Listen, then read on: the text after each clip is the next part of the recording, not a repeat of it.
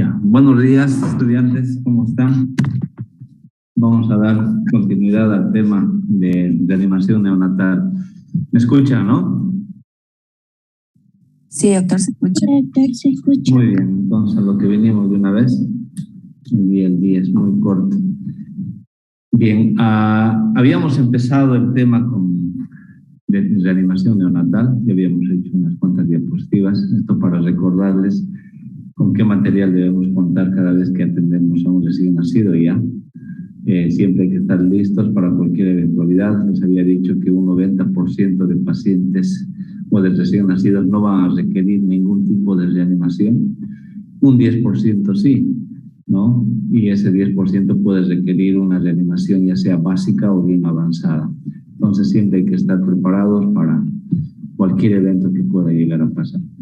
Acá tenemos nuestra servocuna, que es la que da el calor, ¿no? Acá tenemos, aquí está, es un blender, es un dispositivo que nos permite mezclar oxígeno con aire ambiente, de tal forma que no le damos nunca al recién nacido oxígeno puro, eso es lo ideal. No hay que ofertar al paciente en la reanimación oxígeno puro, siempre hay que darle oxígeno mezclado, y este es el aparato que mezcla, ¿no? El humidificador, el oxígeno nunca debe de ir seco, siempre humidificado. Nuestro monitor para ver la frecuencia cardíaca, para medir la saturación del paciente, por si va a requerir una vía central umbilical, un catéter umbilical, jeringas para cargarlas de solución fisiológica, y acá tenemos la pinza de ratón, el portaagujas para sostener, ¿no? Hacer una jareta umbilical y sostener la vía central umbilical. Acá tenemos nuestro ambú, un ambú de 500 ml, ambú de 250 ml. Este está diseñado prácticamente para los neonatos pequeños. No hay que dar demasiada presión, ya que podríamos producir un neumotórax iatrogénico. Ya tenemos los mangos de endoscopio con las palas, los números 0 o doble 0, 1 son los más usados en neonatología, los tubos endotraqueales, las máscaras las máscaras, ¿no?, faciales, que son la interfaz entre la bolsa y el paciente. Bolsas plásticas, que es donde se debe introducir a los pacientitos con una edad de más o menos 27, 28 semanas, que son prematuros muy extremos, y la máscara laringe. Esto es idealmente con lo que debemos de contar en un sitio para recibir a un neonato, ¿no? Y más si el ginecólogo nos ha avisado que es un neonato con factores de riesgo tipo prematuridad, tipo bolsas rotas, oligoamnios, polidramios. Ya. Bien, entonces dentro de los medicamentos que vamos a usar en la sala de partos, la adrenalina, que es un alfa-2 agonista. ¿Qué hace esto? Es un vasoconstrictor, ¿no? Mejora la perfusión coronaria, y al mejorar la perfusión coronaria, esta droga ha sido demostrada que es la primera alternativa en vasoconstrictores para revertir el paro, ¿no? Viales, agüitas destiladas de 5 a 10 ml. Tenemos que contar siempre con un suero fisiológico, ya que en algunas oportunidades necesitamos hacer una expansión, hacer una carga, y el usado va a ser suero fisiológico, que lo podemos mezclar con un suero glucosado, ¿no? Si nuestro paciente nace y empieza a convulsionar, podría ser una hipoglicemia, un suero glucosado que nos va a ayudar a revertir la situación. Surfactante, si estamos en la capacidad de aislar vía aérea y es un prematuro, entonces viene distrés respiratorio, lo más probable es que sea una membrana hialina, se lo aísla y se coloca surfactante, que es una sustancia tensoactiva que disminuye la posibilidad de que haya un colapso alveolar, ¿no? Y bicarbonato de sodio, que su uso ya está muy controvertido tanto en paros cardiorrespiratorios de la edad pediátrica como de neonatos, ya que hay una asociación de uso de bicarbonato con aumento de la mortalidad. Bien, Les había mencionado que en la sala de partos vamos a requerir ciertos recursos humanos con ciertas capacidades técnicas, ¿no? De preferencia siempre tiene que haber una cesárea, una recepción de bajo riesgo, una persona que esté entrenada en RCP básico o inicial y una persona que esté preparada para dar una RCP avanzada que pueda ser localizable, o sea que si bien no puede estar ahí recibiendo al bebé, al menos tiene que estar dentro de la institución y pueda ser llamado y llegar rápido, ¿no? Si presentara, si se viera la necesidad de hacer una reanimación avanzada. Ahora, cuando ya nos comunican que el recién nacido que vamos a recibir tiene un alto riesgo de que nazca mal, ¿no? Entonces, por lo menos tenemos que tener 2 personas que ya estén preparadas para dar una LCP avanzada, o bien, si se da esta situación, que esté ya presente la persona que esté entrenada en LCP avanzada, junto con la persona que sepa LCP inicial. O sea, no puede recibir a un neonato un médico que no esté capacitado en recepción de recién nacidos, en LCP básica, y lo ideal con LCP, con conocimiento de LP avanzado, ¿no? Ya les había mencionado que cuando hay un embarazo gemelar o trillizos, tiene que haber un profesional por neonato. Bien, ahora, ya tenemos al recién nacido y hay que iniciar los pasos de la reanimación neonatal. Son 7 pasos, vamos a ir desglosándolos uno por uno. Este es un algoritmo que se va manejando y que hay que cumplirlo al pie de la regla, ¿no? Bien. 1. Hay que hacer una valoración inicial, es el paso, el primer paso. ¿Qué consta el primer paso? Es un paciente con una gestación a término.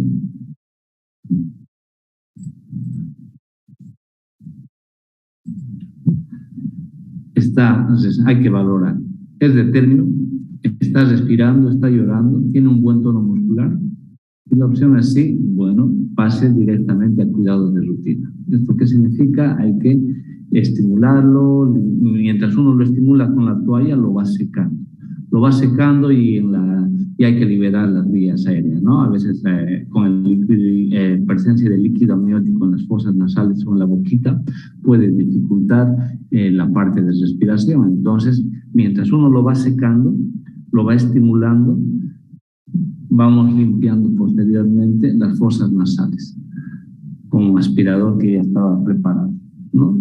Pasa esta fase y directamente va con la mano. Pero si en la valoración inicial vemos que nuestro paciente no es de término, no está llorando en forma óptima o adecuada, no está llorando, no tiene un buen tono muscular, entonces, ¿qué hacemos ahí? Inmediatamente pasamos al segundo paso. Si se dan cuenta, en función al tiempo, el primer y segundo paso duran 30 segundos. Solamente deben durar 30 segundos, por lo tanto uno debe de ser bastante rápido mientras hace la reanimación neonatal, ¿no? Va siguiendo los pasos. Nos repetimos. El primer paso, valoración inicial. ¿Cómo está ese bebé? ¿Está llorando? ¿Tiene buen tono muscular? ¿Es un bebé de término? Sí, bien. Pase a cuidados de rutina. Secado, limpieza de vías aéreas y pase con la mamá. Acá está, ¿no? Si el bebé entonces cumple con todo esto, se le hacen los cuidados de rutina, que son aspirado de vía aérea de las fosas nasales y boca y secado. Mientras el secado lo estimulan, a ver si cuando vayamos a ver alguna recepción de recién nacido conmigo, ahí les voy a mostrar el paso. Si cumple todo esto, pasa con la mamá, ¿no? A ver, denme un momento.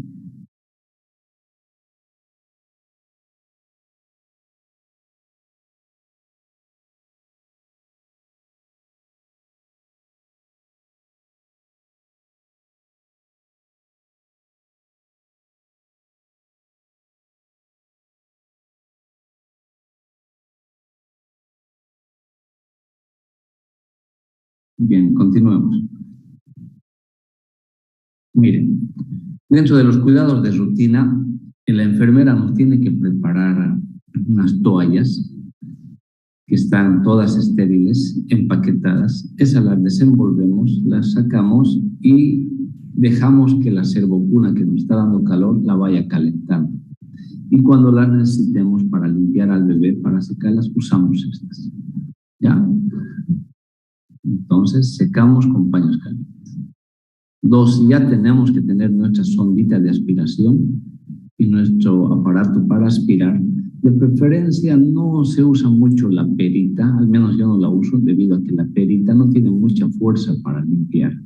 ¿Ya? Entonces siempre usamos el sistema de aire que está conectado a la pared y que crea una presión negativa y que va aspirando, ¿no? Conectado a una interfase de una sonda de aspiración y empezamos a aspirar. Cuando aspiramos no hay que darle mucha presión negativa al aparato para que no lesionemos la mucosa de la fosa nasal ni la mucosa oral, ¿ya? Entonces secamos y luego retiramos las posibles secreciones que hay en las fosas nasales y en la boquita, en la orofaringe, ¿ya? Ahora, luego vamos haciendo mientras hacemos este procedimiento de estarlo secando, ya tenemos que seguir observando al paciente, si no se nos deprime. Hay algunos pacientitos que se deprimen en esta fase.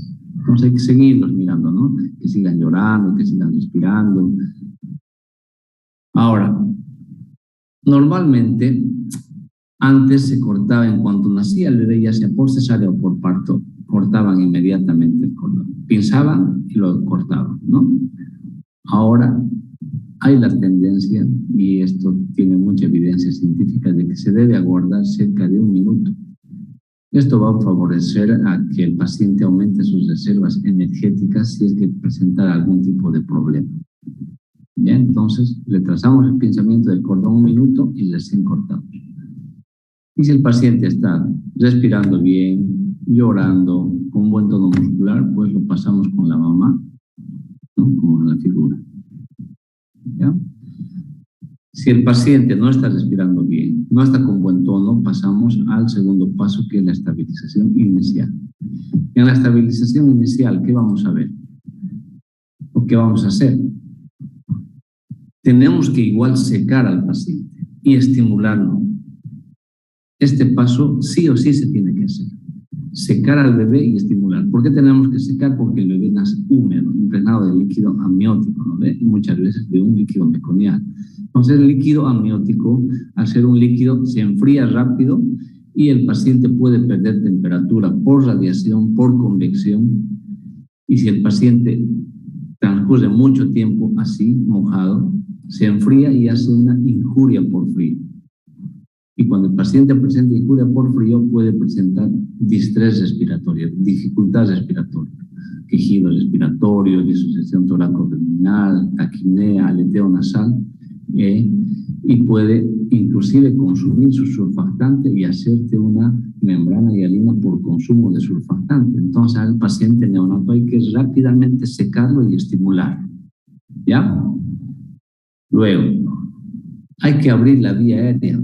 Podría ser que su vía aérea de este paciente esté como la lengua caída hacia atrás, con presencia de secreciones. Entonces lo secamos, abrimos la vía aérea, ponemos al paciente en decúbito supino y la cabeza neutra o ligeramente la llevamos la cabeza hacia arriba y hacia atrás. Y abrimos la boca y limpiamos de secreciones. ¿Ya? Estimulamos al paciente. Mientras lo estamos secando, lo estamos estimulando. El paso 1 y paso 2, les recuerdo, no debe durar más de 30 segundos. Miren, ya está acá en esta secuencia de imágenes, vamos a ver nuestra servocuna, que es donde vamos a atender al paciente. Lo hemos secado, lo hemos estimulado y estamos liberando la vía aérea. La cabeza, si se fijan, miren, con el dedo índice está llevándola hacia arriba y hacia atrás, ¿no? Se lo estimula, se libera la vía aérea, se lo está secando, se lo aspira. Si pasados estos 30 segundos, después de haber hecho el paso 1 y paso 2, nuestro pacientito encontramos que está algo yendo mal, entramos al paso 3, ¿no? En el paso 3, ¿qué vamos a hacer? Evaluamos la frecuencia cardíaca y la respiración al finalizar el paso 2. Si nuestra frecuencia de respiración, nuestra frecuencia cardíaca está menos de 100 y la respiración, la calidad de la respiración del paciente es mala, esto ya nos hemos dado cuenta en el segundo paso, ¿no? Al terminar de liberar la vía aérea, secarlo, estimularlo, auscultamos y vemos, está respirando mal, le auscultamos, la frecuencia cardíaca es menos de 100, entonces hacemos una evaluación del paciente. Miren, hemos visto que nuestra respiración no es buena, nuestra frecuencia cardíaca no es buena, entonces directamente vamos a ir a pensar tres cosas. O vamos a pensar tres cosas. Si la frecuencia cardíaca es más de 100, irá con la mamá. Si la frecuencia cardíaca es más de 100 y el paciente presenta trastornos respiratorios, habrá que considerar administrar una oxigenoterapia. ¿Cómo vamos a administrar la oxigenoterapia? Se recomienda usar CPAP. El CPAP es un dispositivo que nos permite administrar oxígeno a presión positiva. ¿Ya? Y a este paciente hay que ir ya monitorizando la saturación, ¿no? La tercera posibilidad, si el paciente no solo tiene una frecuencia cardíaca baja, sino además tiene un trastorno respiratorio, ya sea una dificultad respiratoria o una apnea, entonces directamente a este paciente, aparte de monitorizar, lo ventilamos con un dispositivo que nos permite dar ventilación a presión positiva tipo AMBU y máscara, ¿ya? Entonces, si en la evaluación inicial, al auscultar y al ver la frecuencia cardíaca, vemos alteraciones, se van a plantear tres tipos de escenarios, ¿no? Si la frecuencia cardíaca es arriba de 100 y la respiración es normal, pasa con la mamá. En el paso 3, ¿no? Después de que en el paso 2 lo hemos estimulado, secado, liberado la vía aérea, pasamos al paso 3, si la frecuencia cardíaca está arriba de 100 y buena respiración, con la mamá. Si la frecuencia cardíaca está arriba de 100 y tiene dificultad respiratoria, aportamos oxígeno y lo monitorizamos. Acá aportamos oxígeno con un dispositivo tipo CPAP. En la tercera variable, si la frecuencia cardíaca está menos de 100, si está bradicárdico, y con una calidad respiratoria mala, puede ser dificultad respiratoria o apnea, entonces al paciente lo bolseamos. Le damos ventilación a presión positiva intermitente con bolsa y máscara. Y lo monitorizamos también. ¿Ya? En el paso 4, ¿qué va a pasar en el paso 4? Este pacientito, a ver, repasemos el fotograma. El paso 3 ha durado cerca de 30 segundos. Entonces, dentro del paso 1 al paso 3, vamos a tener casi la duración de 1 minuto. Y no olvidemos que el test del ABGAR, había dicho que el ABGAR es un score, una tabla que nos permite ver la vitalidad del recién nacido, ¿no? Y se evalúa al minuto, a los 5 minutos y a los 10 minutos. Se califica 5 parámetros. Un ABGAR bueno es de 7 a 10 y un ABGAR malo es de todo lo que esté por debajo de 6. ¿No? Hasta ahí lo recordamos. Entonces, en el paso 1 y 3 ya hemos completado 30 segundos. ¿No? Ya hemos completado 30 segundos y al terminar el paso 3 tenemos otros 30 segundos y aquí ya tendríamos que estar haciendo nuestra primera valoración de ABGAR. ¿Ya? Y si el paciente está mal, con frecuencia cardíaca por debajo de 100, con una respiración mala, ya le damos oxígeno, habíamos dicho, ¿no? Ahora, en el cuarto paso nos aseguramos de mejorar el aporte de oxígeno, porque ya en el paso 3 hemos planteado 3 escenarios. El primer escenario, la frecuencia cardíaca del paciente es óptima, la mecánica respiratoria es óptima, pasa con la mamá. El segundo escenario, la frecuencia cardíaca es arriba de 100, pero la calidad respiratoria es mala. Entonces ahí aportamos oxígeno con un dispositivo tipo CPAP. Y el tercer escenario, la frecuencia cardíaca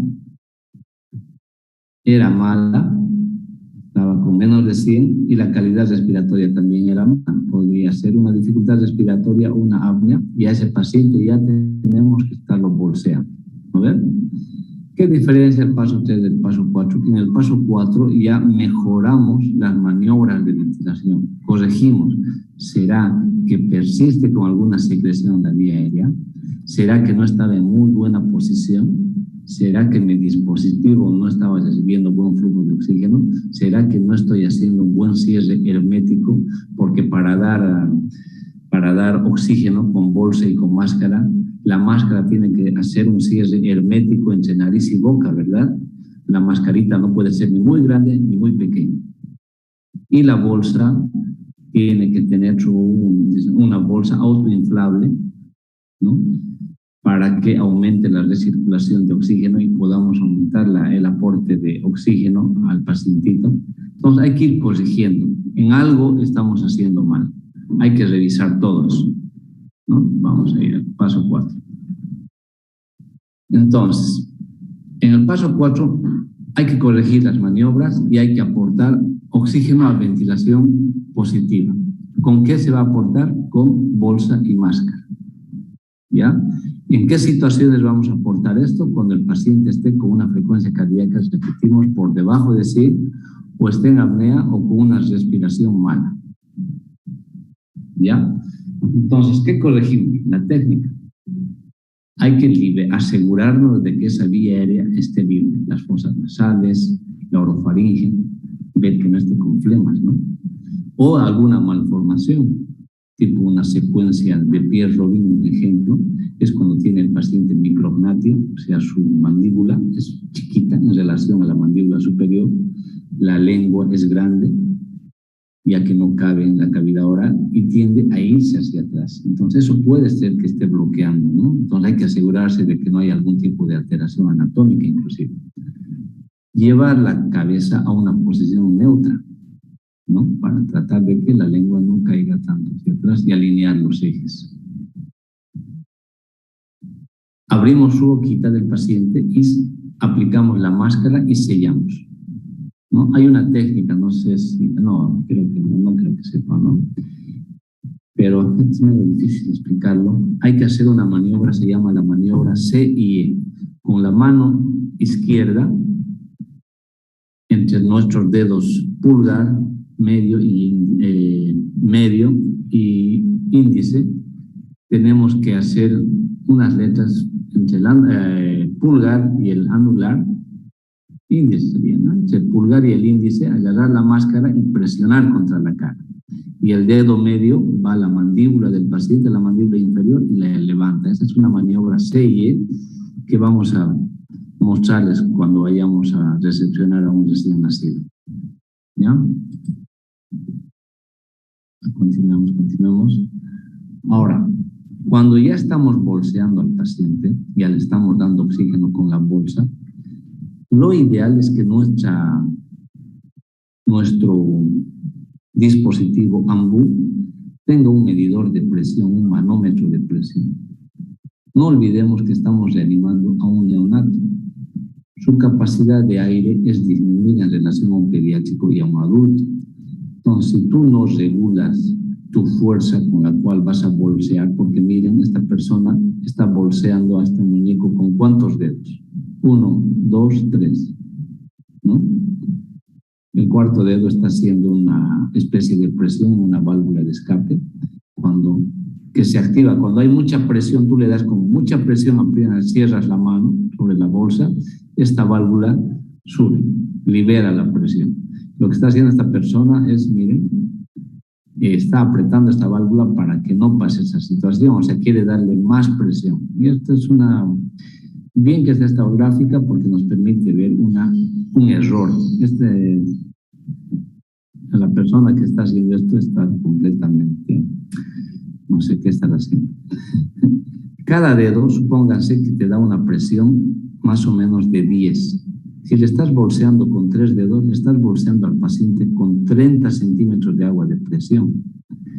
30 centímetros que muchos pacientes neonatos no toleran, y más los prematuros, y te pueden hacer un neumotórax.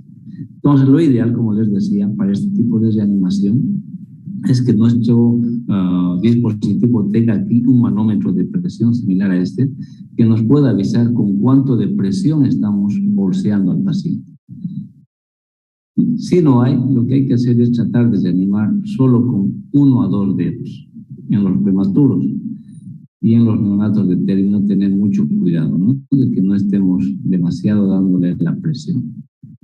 Bien, ahora, la ventilación a presión positiva, ¿qué tipo de dispositivos podemos usar? El más usado es el ambú, ¿no? Bolsa y su máscara. Lo ideal que hay aquí un manómetro de presión. Esto es una bolsa que usan los anestesiólogos, que se llama bolsa de anestesia con flujo de gas ajustable. Y casi no usamos esto en centros de recepción de recién nacidos ni en la terapia. Usamos más, es un dispositivo que se usa en quirófano por los anestesiólogos. Y este es otro dispositivo que ciertos centros ya están adoptando, tipo la Caja Nacional, tipo centros especializados de tercer nivel, tipo la maternidad, ¿no? Percibolan, en donde este dispositivo es como un ventilador mecánico. Te da ciertos parámetros. Te da PIP, o sea, ¿qué significa la PIP?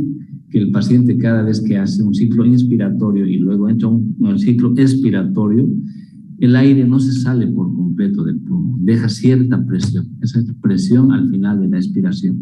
Y te da una PIN, que es una presión inspiratoria máxima, o sea, con cierta presión que tú regulas, puede entrar el aire al paciente sin necesidad de estar bolseando. Le aproximas esto a la carita, programas los parámetros de PIN, de PIP y cuánto de oxígeno quieres que le des, y a la máquina va haciendo el trabajo. ¿Me entienden? La máquina va haciendo el trabajo. Bien, en el paso 4 debemos de hacer una valoración a la maniobra que tú estás haciendo, a las maniobras correctivas. Digamos, has corregido la posición, has corregido la liberación de vía aérea, has corregido que el dispositivo esté bien sellado, con buena técnica, que estés recibiendo la bolsa oxígeno, porque muchas veces pasa, la enfermera se olvida de liberar el oxígeno, cosas así pueden pasar, ¿no? Has corregido todo eso y el paso 4 nos va a durar, volvamos atrás, el paso 4 va a durar otros 30 segundos, ¿ya? Entonces valoramos al paciente.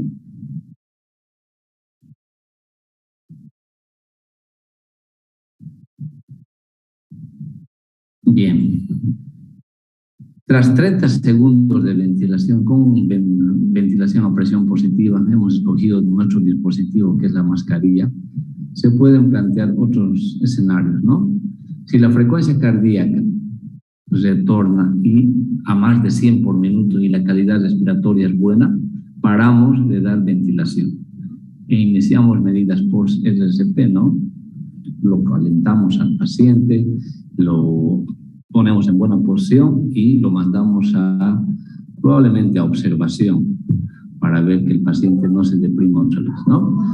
Si la frecuencia cardíaca está arriba de 100 y el paciente, después de 30 segundos de haber recibido ventilación a presión positiva en forma óptima, sigue sin respirar, ¿no? Continuamos por otros 2 minutos la ventilación, ¿ya? Pero acá ya colocamos una sonda orogástrica, porque cada vez que tú ambuceas al paciente, cierta cantidad de aire va a ir a la cámara gástrica y puede distender tu abdomen, ¿no? Con efectos negativos. Entonces, la sonda orogástrica va a permitir liberar esta presión. Ahora, si la frecuencia cardíaca es mala, y obviamente la respiración también va a ser mala, entonces aquí ya consideramos intubar al paciente. Entonces, si después de 30 segundos del paso 4, o sea, dar oxígeno a ventilación positiva con mascarilla, nuestro paciente ha mejorado la frecuencia cardíaca, ha mejorado la calidad respiratoria, paramos la ventilación y cuidados por CLCP. Si la frecuencia cardíaca es arriba de 100 y el paciente sigue sin respirar bien, le seguimos dando por otros 2 minutos, más o menos. Hay que valorar esto. Y colocamos sonda orogástrica. Si el paciente después de 30 segundos dándole oxígeno a presión positiva con máscara sigue con bradicardia, menos de 100, y hay que considerar intubar al paciente, ¿no? Ahora, ¿cuándo intubamos al paciente? ¿Cuáles son las indicaciones? Cuando después de 30 segundos del paso 4 tenemos un paciente con bradicardia y no tiene buena calidad de respiración, inclusive está queriendo hacer una respiración tipo gasping o una respiración que entra en apnea, inmediatamente intubación. Ahora, hay ciertos pacientitos que nacen meconiados. ¿Qué quiere decir?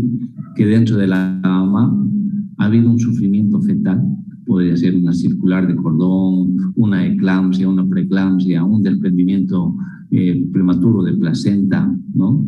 Entonces, ¿qué va a pasar? El pacientito recibe poco flujo sanguíneo y entra en un sufrimiento fetal. ¿Y qué hace?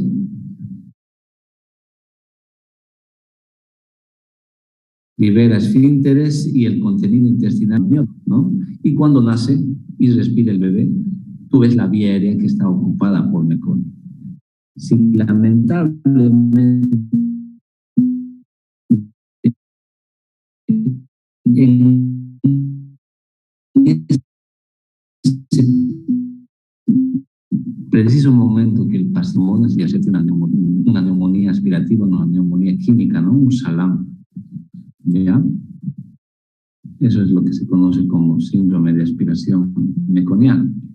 Entonces, antes, si ya veíamos que el paciente estaba con un meconio 3 cruces, automáticamente antes de que respire, se le intubaba y se le aspiraba.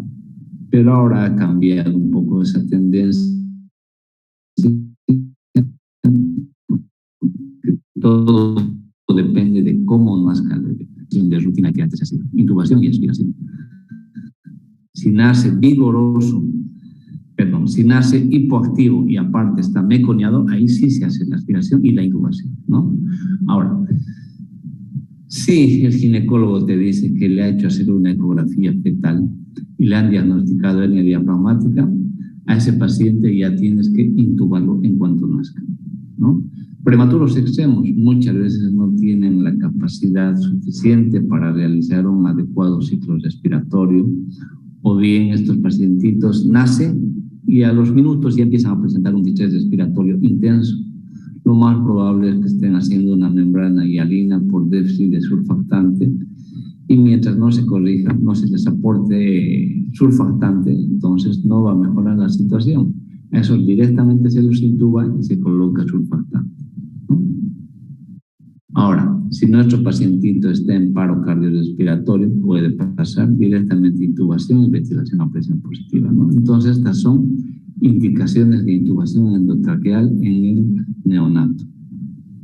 Bien, la técnica de intubación, se escoge un laringoscopio y se escoge la pala, tiene que ser la pala recta, no la pala curva, y según a la edad del paciente se va manejando estos 3 tipos de palas, o números, ¿no? El doble cero, el 0 o el 1.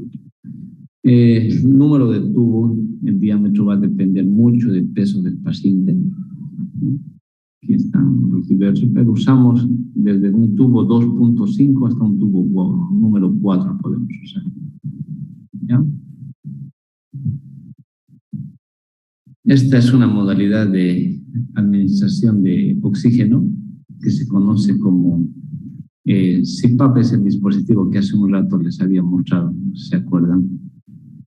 Hay 3 formas de administrar oxígeno: con bolsa autoinflable que usan los anestesiólogos, y con CPAP, ¿no? La diferencia entre los 3 te van a dar oxígeno a presión positiva, solo que en el de la bolsa y máscara tú tienes que ambucear, ¿no? Con una determinada presión tendrás que apretar la bolsa y cada vez que haces eso ingresa aire al paciente con una determinada presión. La diferencia con el CPAP es que uno tiene ya esta interfase, la aplicamos a la carita del paciente y esto está conectado a una máquina, un dispositivo en el cual tú programas la presión inspiratoria y la cantidad de fío o de oxígeno que quieres aportar. ¿Ya? Bien, hay ciertos pacientitos que no se pueden intubar. Puede ser porque es una vía aérea difícil, porque tiene una malformación a nivel de la vía aérea. Puede ser porque a veces no siempre se puede intubar. La persona no tiene la suficiente destreza y muchas veces, aún teniendo la suficiente destreza para aislar la vía aérea, puede no hacerlo. Entonces ahí se pide ayuda a una segunda persona, ¿no? Para que intente intubarlo. Si no se puede y la situación está apremiando, ya está pasando más tiempo y el paciente está en bradicardia, en apnea y no se lo puede intubar, entonces se puede conectar este dispositivo que se llama máscara laringea. La intención de esta máscara es tipo intubación, pero esto va a bloquear la vía digestiva. Ingresa al paciente, esto se va a quedar por acá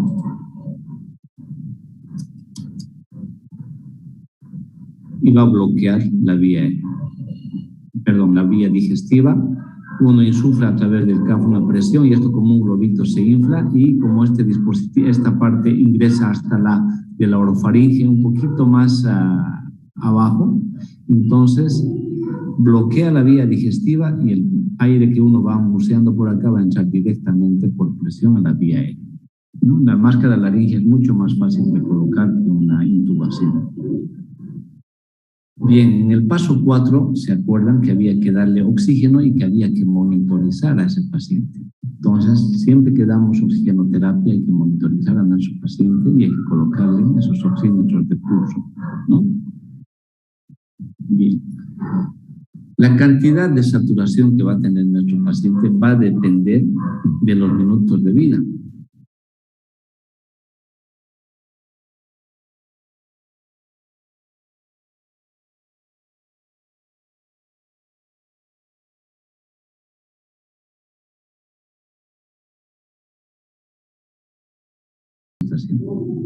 A los 3 minutos, con que esté saturando entre 80 y 55 está perfecto el paciente. A los 5 minutos, si está saturando entre 90 y 75, está bien. Y a los 10 minutos, si satura entre 97 y 90, está bien. Cambia la saturación en base a los minutos de vida. Porque no se olviden que estamos atendiendo a un recién nacido que ya no se ha adaptado bien de la parte intrauterina a la extrauterina, ¿no? Entonces hay una modificación de la circulación pulmonar fetal a la sistémica, ¿no? Hay un cambio. Entonces hay ciertos neonatos por cualquier motivo que te hacen una alteración en esa adaptación y es por eso que hay estas variaciones, ¿no? Entonces, si a los 3 minutos estás saturado de 80 a 55, no te preocupes, está yendo bien.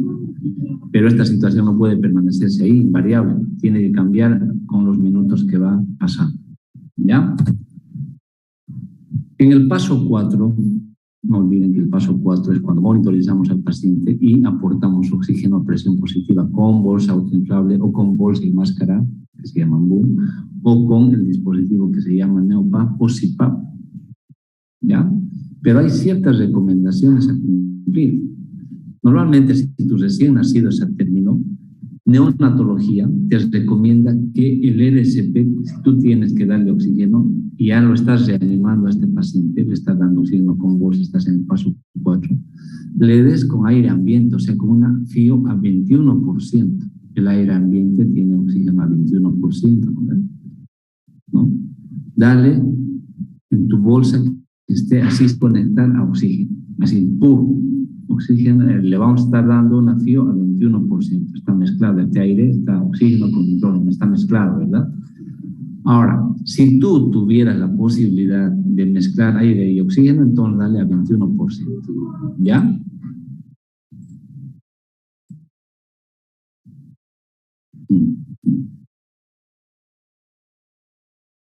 Ahora, tu paciente siempre tiene que estar monitorizado, ¿verdad? Ahora, si por algún motivo tú no tienes un oxímetro de pulso, puede pasar. Yo he ido a atender a recién nacidos a clínicas que no tenían ni bolsa para aspirar, perdón, bolsa para ambucear, ni un sistema para aspirar. Hay clínicas con una situación tan dramática, tan paupérrima, que ahí ir es poner tu cabeza en riesgo, ¿no? Poner tu cabeza en riesgo, porque si tu bebé nace y se deprime, para empezar tienes que liberar vía aérea, ¿no? Y si no tienes con qué aspirar. Y si del paso 3 tienes que pasar al paso 4, donde tienes que aportar oxígeno, y tampoco tienen, solamente tienen puntas nasales o un halo cefálico, no tienen bolsa. Hay doctores casos así. Hay, y no son clínicas que están fuera de la ciudad, ¿no? Inclusive en el centro. ¿Ya? Entonces, tampoco tienen oxímetros ni monitores para ir monitorizando al paciente. Entonces, ¿cómo podemos un poco tratar de ayudarnos? Valorando la frecuencia cardíaca, ¿ya? Lo ideal es que esté bien monitorizado tu paciente, pero si no hay oxímetro de pulso, por lo menos valorar la frecuencia cardíaca. Ahora, la administración de oxígeno, si bien te recomiendan iniciar con un FIO a 21%, la necesidad de FIO capaz vaya aumentando con el paso del tiempo, y también tiene que estar guiado por la saturación. No olvides que a los 3 minutos, con que estés saturando de 80 a 55, está bien, pero si ya está en el 5.º minuto, ya tiene que subir al 90%, a 75%, ¿verdad? Entonces estamos guiando nuestro aporte de FIO hacia la saturación y a la frecuencia cardíaca. Es una recomendación: guía tu aporte de oxígeno en base a la saturación que tienes, en base a los minutos de vida, ¿no? Ahora, si el paciente ya está más de 5 minutos, no revierte, no tiene buena frecuencia cardíaca, encima de haber bajado a 100, está por debajo de 60, e inclusive ha hecho paro, está en paro cardíaco, entonces ahí probablemente tengas necesidad de colocar un FIO a 100% e iniciar compresiones torácicas. Entonces, la necesidad de hacer compresiones torácicas, ya automáticamente pasas de 21 a 100%. Si por algún motivo tu paciente ha hecho un paro, directamente FIO al 100%, ¿no? Bien, otra recomendación: en los prematuros que son menos de 32 semanas, hay que hacer un buen uso del aporte de oxígeno, ¿no?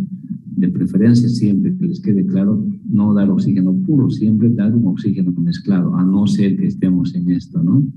Un paro cardiorrespiratorio, ahí directamente FIO al 100%. Bien, hemos pasado de la valoración inicial a la estabilización inicial, secado, aspirado, liberación de vía aérea. Han pasado 30 segundos.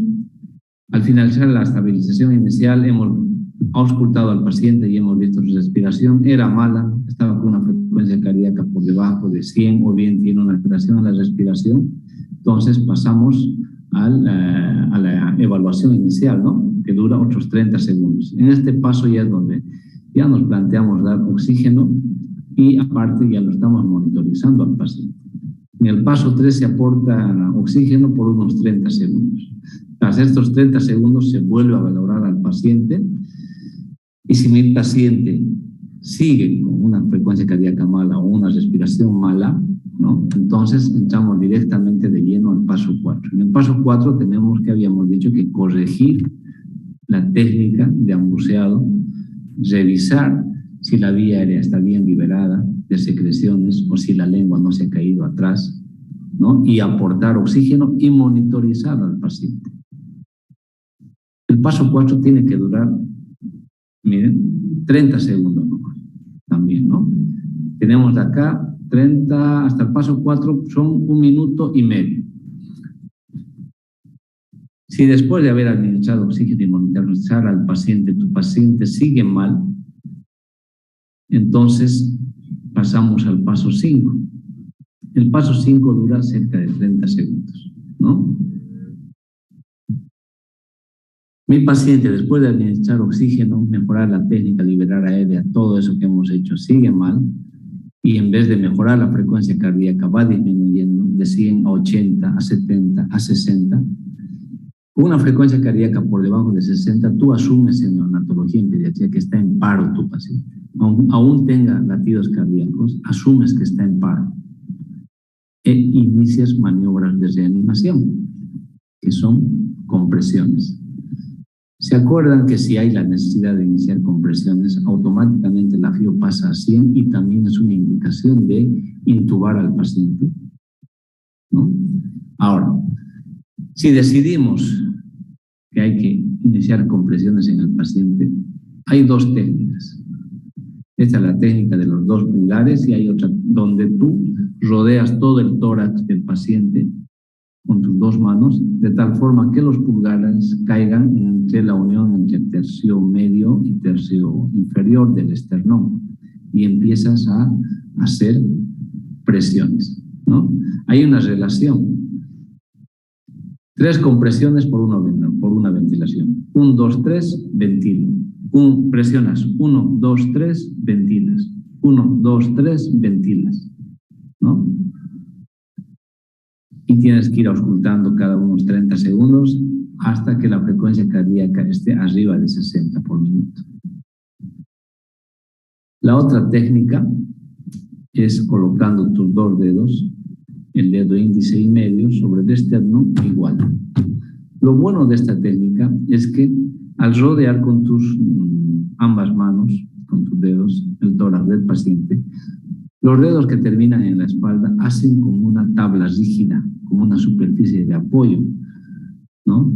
Porque cuando inicias una reanimación cardiopulmonar, un ejemplo más grande les voy a dar, un paciente pediátrico, el paciente pediátrico ha hecho paro en la cama y directamente tú le vas a dar los masajes. El colchón, por esa amortiguación que tiene, va a absorber la fuerza muchas veces y no te va a permitir dar un adecuado masaje cardíaco. Y es por eso que en pediatría, cuando hacen paro en la cama, tienes que pedir la tabla de reanimación.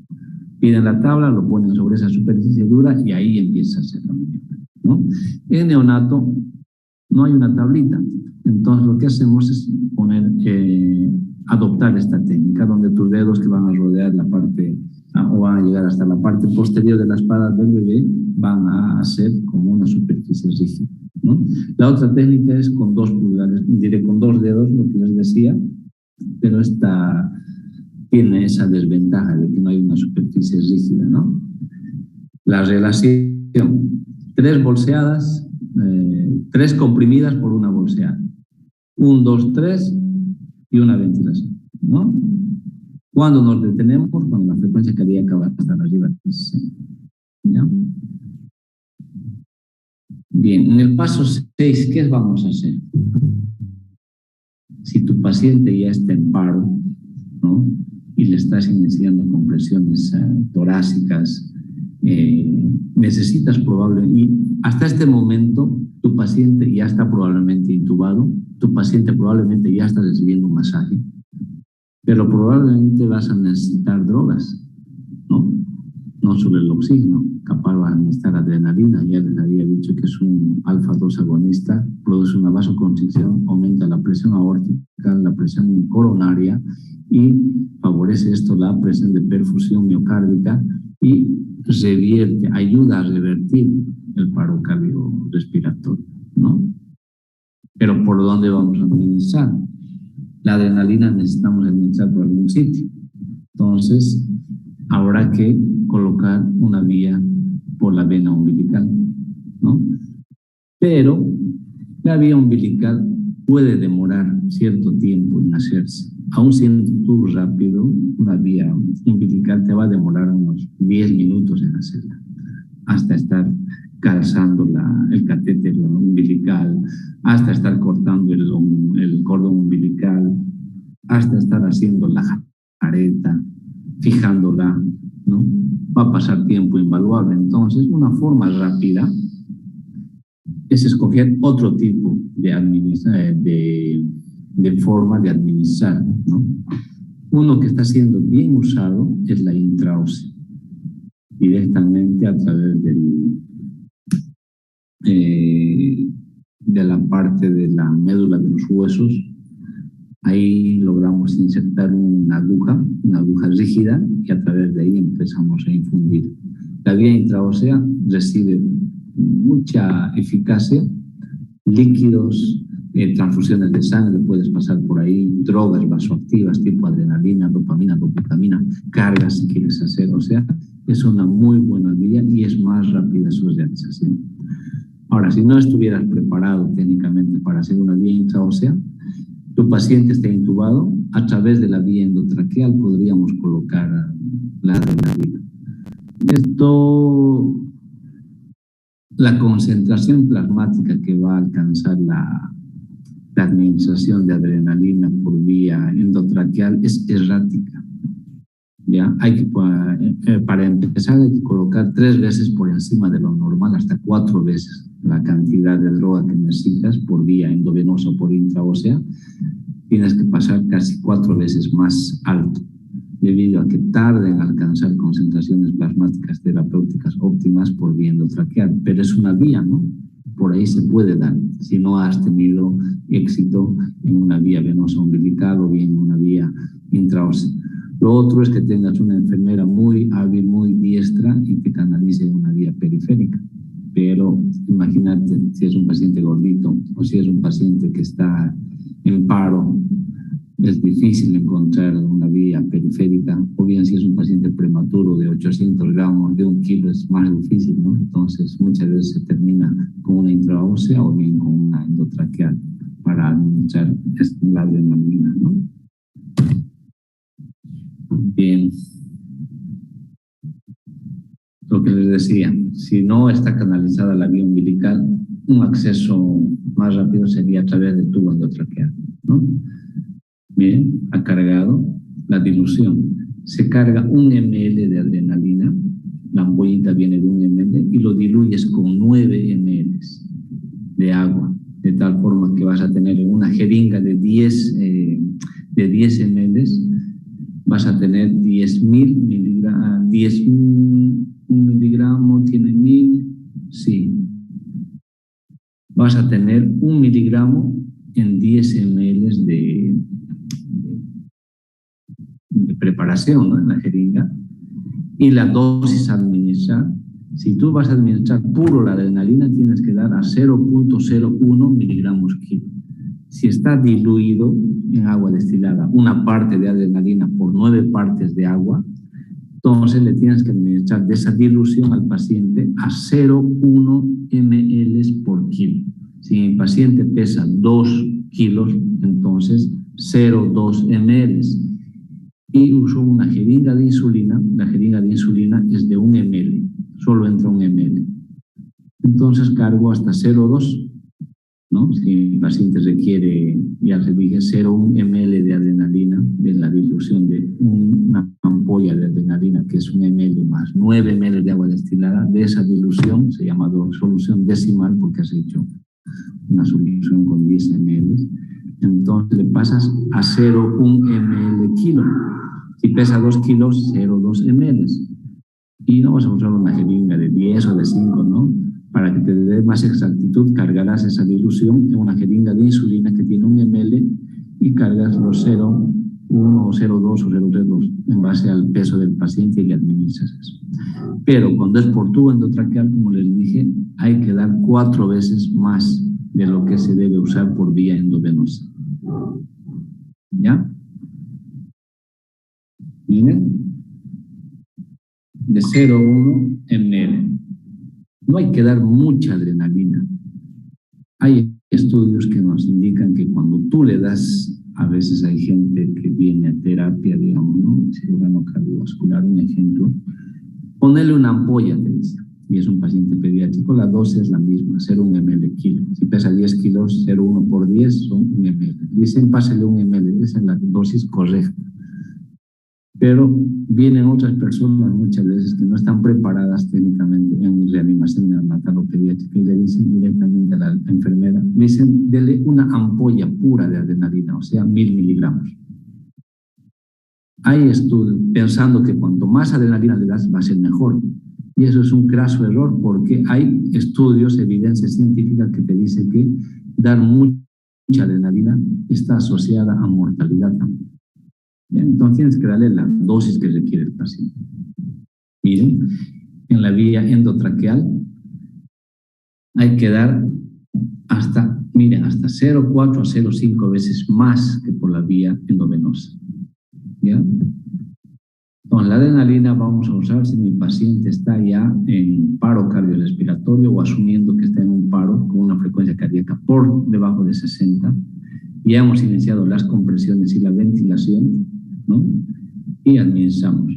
La dilución, ya les dije, agarran una ampolla de adrenalina y la diluyen con 9 ml de solución fisiológica. Eso se llama una solución decimal. De esa solución decimal, hacer 1 ml por kilo, por vía intravenosa. Y por vía endotraqueal, hasta 0,4 a 0,5 ml kilo. ¿Ya? No dar mucha adrenalina. Hay un flujograma de reanimación. Cada cierto tiempo tienes que pasar la adrenalina, ¿no? Hay que pasar cada 3 minutos adrenalina, no hay que pasar cada 30 segundos o cada minuto, cada 2 a 3 minutos.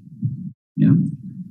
Miren, aquí está. Cada 3 a 5 minutos inclusive te está recomendando esta literatura pasar, ¿no? Mientras persista la frecuencia cardíaca por debajo de 60, tú tienes que seguir haciendo la reanimación. Compresiones. 1, 2, 3, ventilo. 1, 2, 3, ventilo. 1, 2, 3, ventilo. Tiene que haber otra persona que está contabilizando el tiempo, cuánto tiempo ya está en esa situación. Te dice, ya pasó, doctor, 2 minutos o 3, ya póngale adrenalina y vos sigues haciendo. 1, 2, 3, ventilo. 1, 2, 3, ventilo. 1, 2, 3, ventilo. Ya pasó, doctor, otros 3 minutos, otra dosis de adrenalina. Así.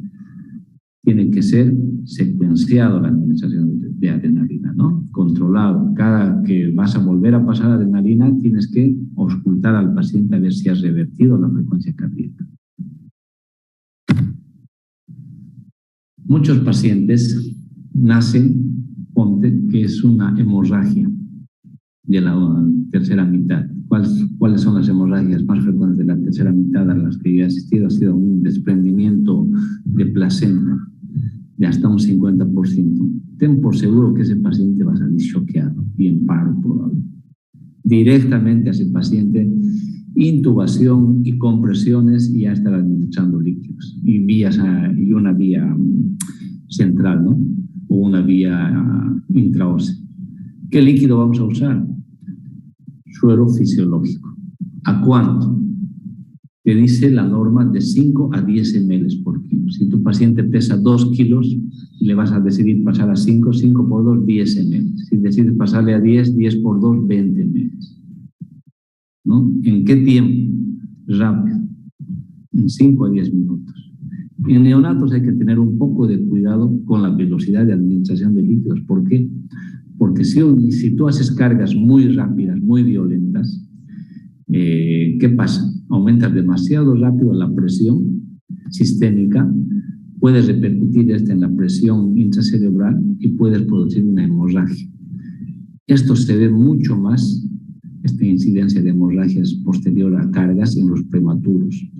En los prematuros sus vasos cerebrales son tan frágiles, tan delgados que cualquier incremento de presión, desde que tú lo tocas con mucha brusquedad para cambiarlo de posición o para intubarlo o para aspirarlo, cambios bruscos de presión intracraneal están asociadas a hemorragias intracerebrales y esto es más, la incidencia es mayor en los prematuros, ¿no?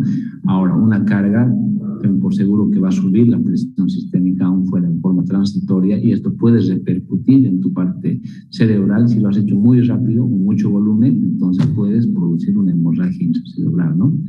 Con resultados a corto, mediano y largo plazo que pueden ser malos para el paciente, inclusive para su calidad de vida posterior. Si sobrevive al paro, pues probablemente quedas como un niño con una parálisis cerebral, ¿no? Entonces hay que tener mucho cuidado. Lo que les decía acá, las complicaciones, una hemorragia intracraneal o una sobrecarga de volumen. ¿Qué pasa si le das mucho líquido? Puede entrar en una insuficiencia cardíaca, un edema de pulmón, una hemorragia craneal y el paciente no sale, ¿no?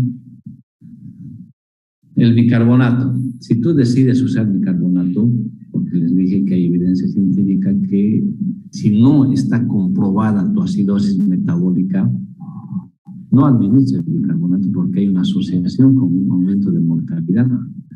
No olvidar que el bicarbonato tiene una osmolaridad muy elevada, cerca de 1200, y nuestra osmolaridad plasmática va de 270 a 290. Entonces, nosotros administramos bicarbonato a un paciente en forma rápida, lo vamos a llevar a un estado de hiperosmolaridad, y la hiperosmolaridad en los neonatos, y más que todo en prematuros, puede producir hemorragias cerebrales también. Es muy hiperosmolar el bicarbonato. Y en la reanimación, antes de cajón poníamos. Pasaba unos 5 minutos automáticamente bicarbonato. Ahora, inclusive durante el paro, puedes hacer una gasometría, ¿no? Entonces, si tienes una evidencia de que ese paciente o una sospecha clínica muy fuerte de que esté en una acidosis metabólica, pasar. La cantidad a pasar es 1 a 2.000 equivalentes UML por kilo, ¿ya? Ahora, hay situaciones clínicas especiales. ¿Qué va a pasar? Lo que les decía hace rato. Si mi paciente entra en un sufrimiento fetal inútero, libera esferes y se meconia, ¿no? Entonces el líquido amniótico va a estar contaminado de meconio. Se van a dar dos situaciones. Como les digo antes, si ya nos decía el ginecólogo, está con una alteración de bienestar fetal en el monitoreo fetal que le hemos hecho y probablemente esté meconiado, doctor. Le están haciendo la cesárea o bien durante el parto rompen bolsas y obtienen un líquido verde como puré de arvejas. Eso es, está meconiado, ¿verdad? Automáticamente, cuando antes eso pasaba, al paciente lo recibían, no lo estimulaban, lo llevaban a la camilla y lo intubaban.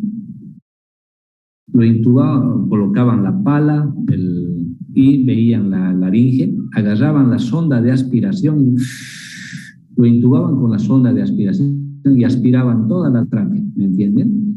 Liberaban. Pero con el transcurso del tiempo ha cambiado esta situación, porque puede ser perjudicial, decían eso, ¿no? Ahora, si tienes un paciente meconiado, pero si está meconiado y el paciente está vigoroso, aplicar todos los pasos desde la estabilización inicial. Secado, limpieza de vías aéreas y si es necesario aportar oxígeno, ¿no? Pero si tu paciente está meconiado y ya está deprimido, inmediatamente intubación y aspiración. O sea, cambio esta situación. ¿Ves? Depende de, ¿está meconiado el paciente? Ok. ¿Está vigoroso o está deprimido? Según eso dependerá, ¿no? Si el paciente meconiado tiene una vía aérea difícil, no se lo puede intubar más de 30 segundos, intentar bolsearlo. Ventilación a presión positiva con AMBU y máscara. Bien. Puede pasar a cualquiera que nos llega una mamá en expulsivo. A mí me pasaba varias veces. Te llega en expulsivo y muchas veces, a veces me ha tocado un óbito, me ha tocado un prematuro extremo, un macrosómico, de todo te toca, ¿no? En expulsivo no lo vas a referir a un centro de tercer nivel, a recibir lo que sea. Y si te sale un prematuro extremo por debajo de 30 semanas, pesando 1 kilo 800 gramos, a esos tienes que tener un extremo cuidado. Para empezar, te va a dar problemas de hipotermia. Inmediatamente que lo aspiras con delicadeza, lo estimulas, lo secas con delicadeza, lo tienes que embolsar en una bolsa, así literal. Muchos centros no están preparados con esas bolsas especiales que hay en un centro tipo la maternidad o la caja, ¿no? Que son centros de referencia. Y lo que hacíamos era agarrar cualquier bolsa y yo ya hacía esterilizar, inclusive las bolsas, esas que manejan los de bioseguridad, esas bolsas negras o rojas, han debido de ver en los hospitales, ¿no ven? Esas yo me hacía esterilizar y ya estaba, listo. Salía el bebé y yo lo metía en la bolsita y lo cerraba. Solo dejaba libre la piernita, por si tenía que monitorizarlo por ahí, y todo encolchado, todo embolsado. Y así lo poníamos a la incubadora de transporte y a referirlo al centro de tercer nivel, porque en mi centro no teníamos ni para aislar diario. Entonces el bebé iba con su halo, con alguien buceándolo, ¿no? Todo el camino. Obviamente el transporte de un paciente de esta naturaleza tiene alta probabilidad de que salga con complicaciones, ¿no? De que haga una insuficiencia, un paro, de que te haga hemorragias al llegar. Es un drama trasladar a un paciente prematuro extremo en las condiciones inadecuadas y aún con óptimas condiciones. Ya le dije que cualquier movimiento brusco puede hacer que sangre la cabecita del paciente. ¿Ya? Entonces, en estos prematuritos hay que estabilizar la parte de la temperatura colocándole en una bolsita, ¿no? Y inmediatamente colocarle bajo la servocuna, ¿ya? Y aportar.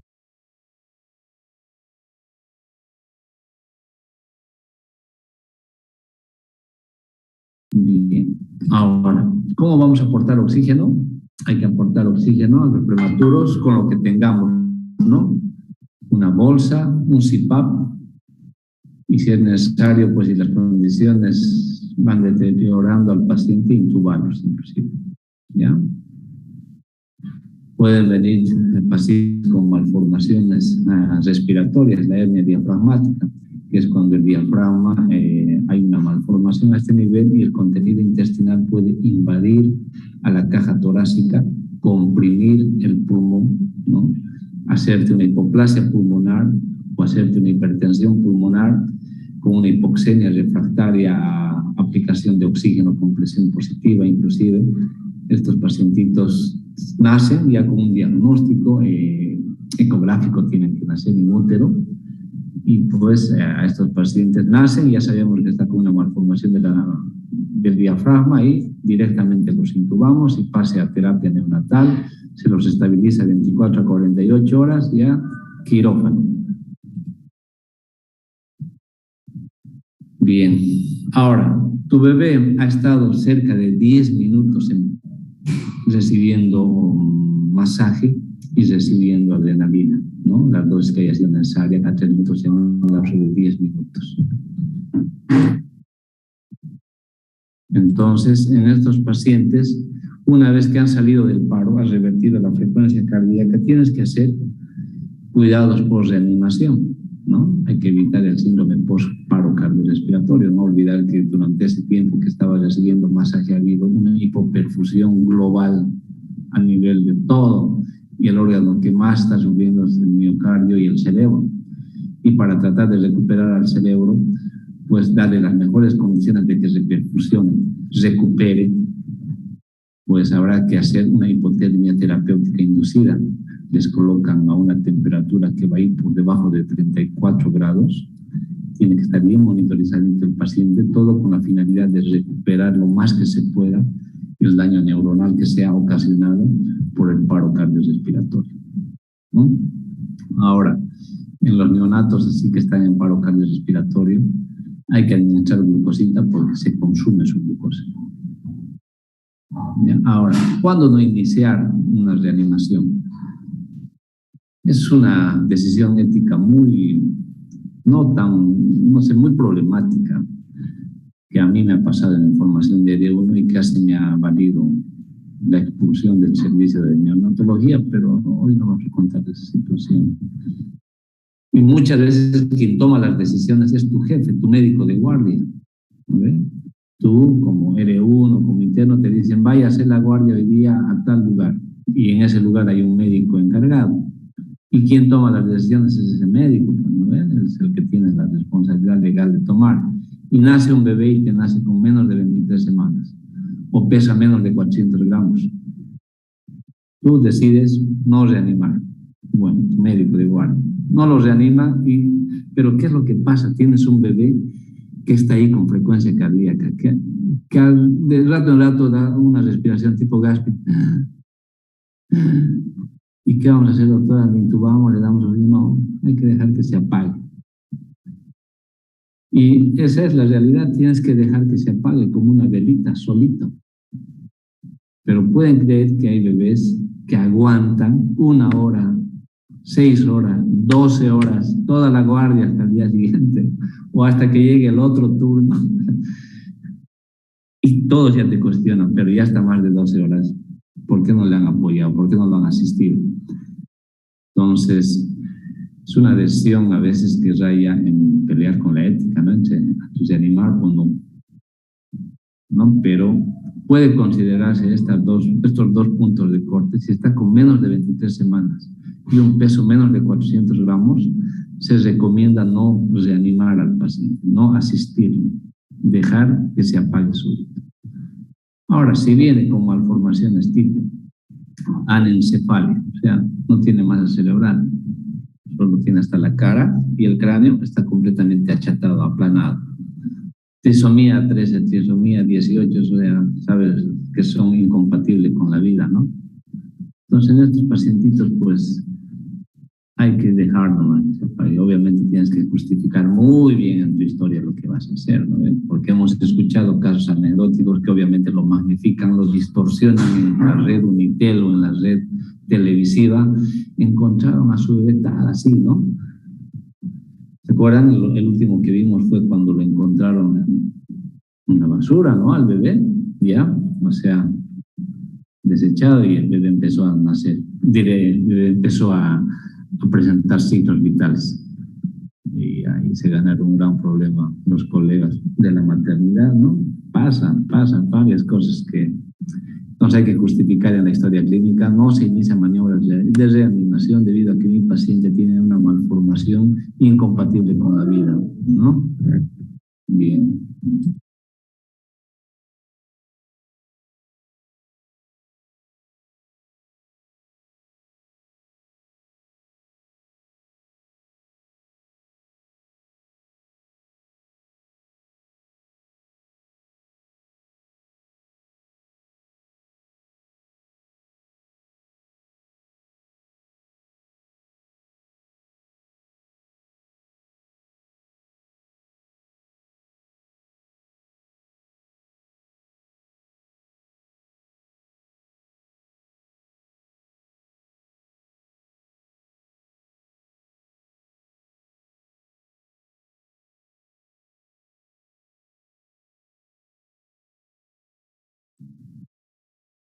Perdón, ¿me escuchan? Sí, doctor. Sí. Bien. En pediatría y en neonatología, en lo personal, yo siempre reanimo mínimo 20 minutos. Mínimo 20 minutos. Eso está, no hay, eso está reportado en series, en estudios de reanimación cardiopulmonar, por lo menos da 20 minutos. ¿Ya? Más allá ya pues va a haber ciertas complicaciones si logran no sacar. Hay colegas que reaniman media hora, una hora, y ya en algunas situaciones tienen éxito, revierten, listo. Pero ¿y la calidad de vida del paciente? Con una parálisis cerebral profunda, completamente dependientes de los papás, ¿no? Muchas veces no logran salir inclusive de la terapia neonatal debido a que no tienen nunca un buen automatismo respiratorio, constantemente se sobreinfectan y pues fallecen, ¿no? O sea, hay que tener en cuenta aspectos éticos de la reanimación. Más allá de 20 minutos, pues está uno autorizado éticamente en poder suspender la reanimación, ¿no? A no ser que haya otras variables, ¿no?, que te permitan o que te hagan decidir continuar con la reanimación. Malformaciones incompatibles con la vida, que sea menos de 23 semanas de gestación o con un peso menor a 400, pues está considerado el no reanimar. Bien, ¿se entendió, no, doctores? Hasta acá llega el módulo de reanimación neonatal. ¿Listo? Entonces, ya aprovechando el Zoom, los últimos minutos, va a haber examen el día lunes a las 3 de la tarde, lunes 20. El temario es crecimiento y desarrollo del libro de Nelson, va a ser capítulos 6, 7, 9, 10 y 11. Y 12, perdón, son 6 capítulos. 6, 7, 9, 10, 11 y 12. 6 capítulos de crecimiento y desarrollo de Nelson, ¿ya? Luego va a entrar las 6 patologías de neonato que nos van a dar los colegas en los 2 martes que van a preceder al examen, que son neumonía connatal, taquinea, membrana hialina, ictericia. ¿Qué más es? ¿Alguien que se acuerde por ahí? Hay otros 2 temas. con la apnea transitoria del recién nacido y síndrome de aspiración meconial. Esos 6 temas van a entrar. Y las enfermedades inmunoprevenibles del PAI.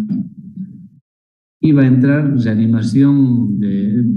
examen físico del recién nacido, lo que di la anterior clase, y esta clase, reanimación neonatal. Les voy a pasar las diapositivas, ¿ya? Para que estudien. ¿Preguntas? Doctor, para las exposiciones, ¿cuál es la bibliografía que vamos a utilizar? La bibliografía que les ha dado la facultad no hay mucha. Mira, Nelson estaba viendo, no desarrolla el tema. La cátedra de la San Andrés tampoco desarrolla el tema. Eso voy a hablar con el doctor Oropesa probablemente, si es que el año se persiste, para dar una... Ahora, ¿qué otro? Meneghelo tampoco lo tiene, ya me fijé. Vamos a tener que recurrir a un libro de neonatología, ¿ya? Al manual de Tapia o bien al manual de Avery. Pueden revisar esas 2 literaturas, ¿ya? Neonatología de Avery o de Tapia. Me fijé en la IEPI neonatal y online solamente hay de procedimientos. Y hay un IEPI neonatal del 2010 antiguísimo, o sea, al 2022 no da, ¿no? A no ser que alguno de ustedes tuviera acceso a un IEPI neonatal que no sea de procedimientos, el nuevo. Yo voy a seguir buscando, pero busqué ayer e incluso pregunté a un colega y me dijo que no lo tenían de neonato, esa situación. Entonces, mientras tanto, pueden estar revisando de Avery y de Tapia. Son libros específicos.